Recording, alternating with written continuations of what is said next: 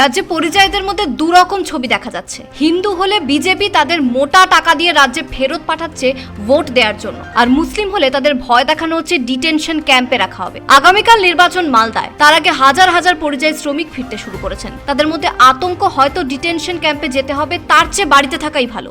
আমি ওখানে রাজমিস্ত্রি কাজ করি, তো এই দেশে আমাদের গ্রামে বাড়িতে কোনো কাজ হচ্ছে না গ্রামে, তাই যেতে হচ্ছে।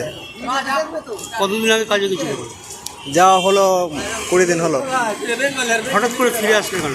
হঠাৎ করে ফিরে আসার কারণ হলো কি, এই যে বলছে এসআরআই হচ্ছে, এসআরআই নাম কেটে দিচ্ছে, ভোট না দিলে বলছে তাড়িয়ে দেবে, তারপরে ক্যাম্পে ভরে দেবে, এটা ওটা আরও অনেক কিছু বলছে, ওই জন্য ভোটটা দিতে আসতে হলো।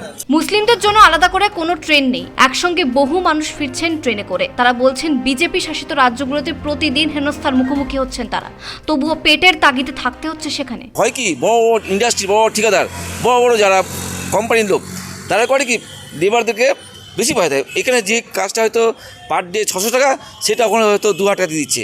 এরা কন্ট্রাক্ট করে নিচু যাচ্ছে, বিভিন্ন রকম প্রবন্ধ দেখিয়ে কাজ দিচ্ছে, সেই থেকে ওরা কাজ করে আসছে। কিন্তু আগামী দিনে মাননীয় মুখ্যমন্ত্রী মমতা বন্দ্যোপাধ্যায় তাদের দিকটা এখন দেখবে, তারা যেন বাড়ি থেকেই কাজ করতে পারে।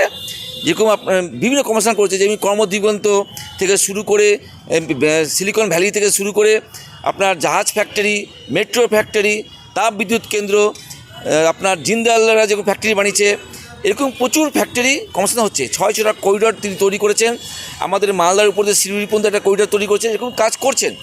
আগামী দিনে এই প্রবলেমটা সলভ হয়ে যাবে।